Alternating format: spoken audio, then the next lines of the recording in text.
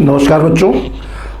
पिछले जो धोखा देने वाले प्रश्नों की सीरीज़ थी उसमें मतलब 20-21 क्वेश्चन मैंने बताए थे, लेकिन एक बहुत महत्वपूर्ण क्वेश्चन उसमें छूट गया था और उससे रिलेटेड क्वेश्चन रेगुलर आते हैं बच्चों। मैं 2-3 एग्जाम्पल उसी क्वेश्चन के जो सीडीएस में या एसएससी में आए हैं उसको और बेसिक क्वेश्चन को, सिर्फ आज एक क्वेश्चन जो है जो छूटा था उसी को मैं कवर कर रहा हूं, लेकिन उससे बनने वाले पार्ट को भी कवर करूंगा। एक बहुत अच्छा क्वेश्चन देखते हैं बच्चों।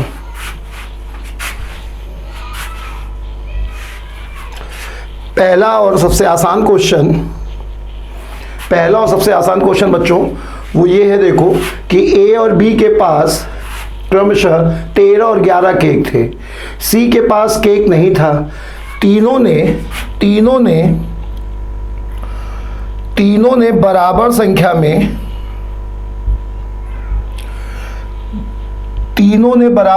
में केक खाया।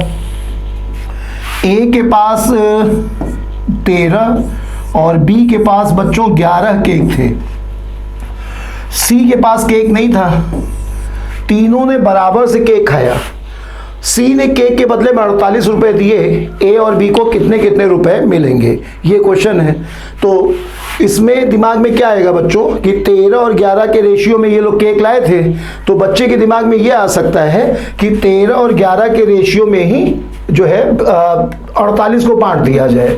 अगर ऐसा करते हो, 48 को 13 और 11 के रेशियो में बांटते हो तो एग्जामिनर जरूर ये ऑप्शन जो 13-11 के बटने से आएगा वो देगा। जैसे यहाँ पे बच्चों 24 बराबर 48 है, 24 बराबर 48 है, तो 1 बराबर 2 आएगा, 1 बराबर 2 आएगा, तो 13 बराबर 26 और 11 बराबर 22।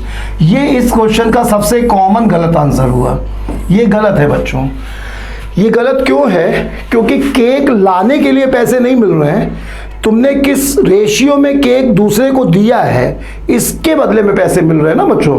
तो इसलिए ये कहना गलत है कि ये 13 केक लाया, कोई 13 केक लाए और खुद ही 13 खा जाए तो पैसा किस बात का मिलेगा, है ना। तो यहाँ पे ये तरीका गलत है। तो सही क्या है बच्चों, देखते हैं। तो 13 केक ए लाया था और 11 केक बी लाया था। सी 0 केक लाया था।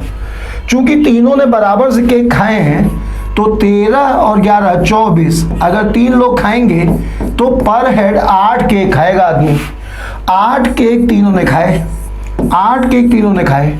अब ये 13 लाया था, इसने 8 खाए, तो इसने 5 केक सी को दिए। ये 11 लाया था और इसने 8 केक खाए, तो इसने 3 केक सी को दिए। तो ए ने 5 केक सी को दिए, बी ने 3 केक सी को दिए, तो सी के पास जो 8 केक हैं बच्चों उसमें 5 ए का दिया हुआ है और 3 बी का दिया हुआ है। तो पैसा 13-11 के रेशियो में नहीं बटेगा, बल्कि पैसा 5-3 के रेशियो में बटेगा। तो हम लोग क्या करेंगे, 48 रुपए को बांटेंगे बच्चों। 48 रुपए को बांटेंगे बच्चों 5 और 3 के रेशियो में। 48 रुपए को बांटेंगे बच्चों 5 और 3 के रेशियो में। 5 और 3 के रेशियो में 48 को बांटोगे, 8 बराबर 48, तो 1 बराबर 6, तो 5 बराबर 30 और 3 बराबर 18। तो इनको मिलने वाले रुपए 26 और 22 नहीं होंगे बच्चों, बल्कि 30 और 18 होंगे। तो ऑप्शन नंबर सेकंड सही है। तो ये एक सवाल ऐसा है जो मैथ में भी आया है, रीजनिंग में भी आया है, और ये पुराना सवाल है बच्चों, बहुत पहले ही ये पेपर में आ चुका है। और अब इससे बनने वाले सवाल जो हैं, जो इसी कॉन्सेप्ट बनते हैं, एक सीजीएल मेंस का सवाल और एक सीडीएस में अभी पिछले वर्ष ही आया है। देखो कि वो इसी कॉन्सेप्ट पर कितना अच्छा सवाल पूछा गया है। तो अगले सवाल को देखते हैं बच्चों। अगला सवाल है, ये सवाल एसएससी के पेपर का है बच्चों। ये सवाल एसएससी के पेपर का है। ए और बी ने एक व्यापार किया। उन्होंने व्यापार में क्रमशः 50,000 रुपए व 40,000 रुपए इन्वेस्ट किए थे और कुछ लाभ कमाया था। सी अचानक आ गया। सी व्यापार में शामिल होना चाहता है। सी कह रहा है हमें भी व्यापार में शामिल करो, और वह यह निश्चित करता है कि अब लाभ बराबरी से बटेगा। उसने कहा कि अब पैसा जो है पहले जैसे भी बढ़ रहा था वैसे नहीं बटेगा, अब पैसा जो है बराबर से बटेगा। और चूंकि लोगों ने व्यापार में मेहनत की है, इसलिए सी व्यापार में शामिल होने के बदले में 1,80,000 रुपये पे करता है। 1,80,000 रुपये पे करता है। 50,000 40,000 लगा के ये व्यापार कर रहे थे, सी व्यापार में शामिल होता है और वो ये कहता है कि अब व्यापार में पैसा जो है वो बराबर से बटेगा। इसके लिए वो 1,80,000 रुपये पे करता है। वह पैसा ए और बी में कैसे बटेगा ये हम लोगों को बताना है। ठीक बच्चों, तो ये सवाल भी इसी कॉन्सेप्ट पे बेस्ड है।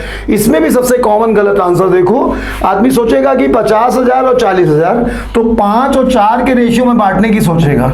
5 और 4 के रेशियो में 1,80,000 को बांटोगे तो 9 बराबर 1,80,000, तो 1 बराबर 20,000, तो 1,80,000। 1,80,000 ये जो ऑप्शन है यहाँ पे 80,000 होना चाहिए। 1,80,000 इस क्वेश्चन का सबसे कॉमन गलत आंसर है। 1,80,000 इसका आंसर नहीं होगा बच्चों। अब यहाँ पे भी वही कॉन्सेप्ट लगेगा जो अभी हम लोग ने पढ़ा है। देखो क्या कि ए ने 50,000 रुपए लगाए और बी ने 40,000 रुपए लगाए।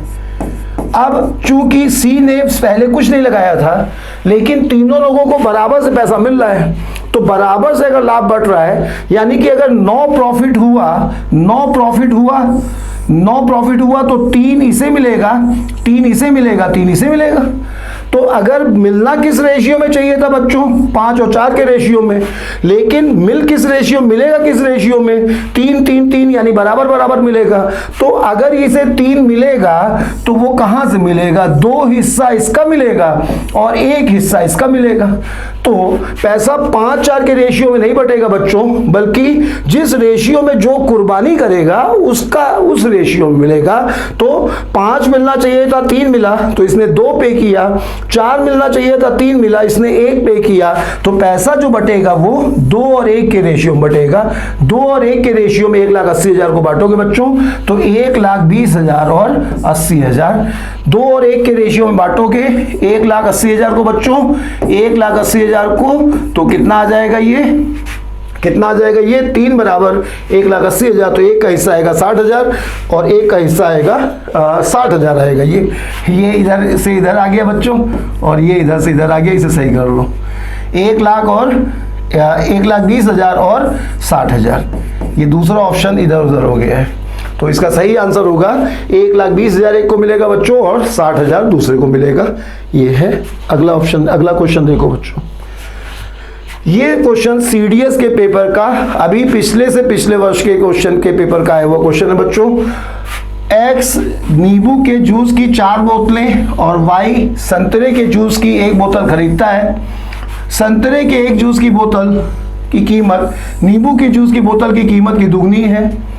जेड ने कुछ भी नहीं खरीदा, पर वह अपने हिस्से के पेय के लिए 50 रुपए देता है, जिसे उन्होंने एक साथ मिला लिया और कीमत को आपस में बराबर से बांट लिया। यदि जेड के हिस्से से उसके रुपए 50 रुपए पूरे हो गए तो संतरे के जूस की कीमत क्या है? क्या सवाल है बच्चों? एक्स ने 4 नींबू के जूस की बोतलें, एक्स ने नींबू के जूस की बोतलें, संख्या है बच्चों इसकी 4। एक्स ने नींबू के जूस की 4 बोतलें और वाई ने संतरे की जूस की 1 बोतल खरीदी। वाई ने संतरे की जूस की 1 बोतल खरीदी। एक्स ने नींबू के जूस की 4 और वाई ने संतरे की जूस की 1 बोतल खरीदी। संतरे की जूस की 1 बोतल की कीमत नींबू के जूस की 1 बोतल की कीमत की दुगनी है। संतरे के जूस की 1 बोतल की कीमत नींबू की बोतल की दुगनी है।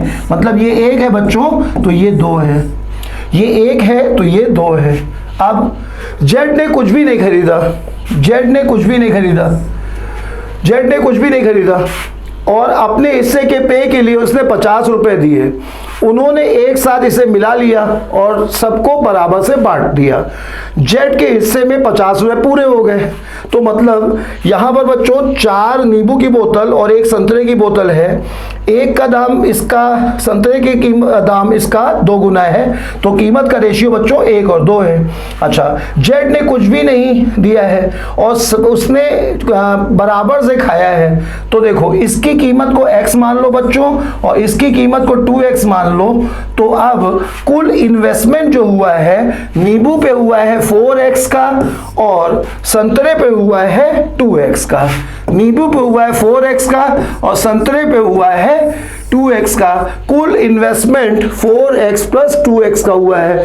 तीनों ने बराबर से खाया है, तीनों ने बराबर से खाया है, इसका मतलब हर एक ने 2x रुपया खाया है, हर एक ने 2x रुपया खाया है, हर एक ने 2x रुपया खाया है। तो सी ने यानी जेड ने भी 2x रुपया खाया होगा बच्चों। 2x खाया है तो क्या खाया है बोलो 50।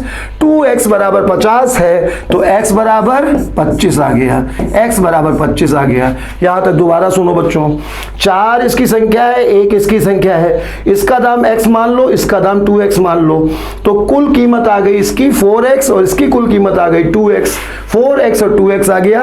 अब 4x और 2x कुल कीमत है, 3 हिस्सों में बटेगा तो एक के हिस्से में कितना आएगा 2x। 2x एक के हिस्से में आएगा और ये किसके बराबर है बच्चों, ये सी ने 50 रुपया दिया है, 2x 50 के बराबर करो, x का मान 25 आ गया, x का मान 25 आ गया। तो हम कह सकते हैं कि नींबू की एक बोतल की कीमत 25 रुपए है और संतरे की एक बोतल की कीमत 50 रुपए है।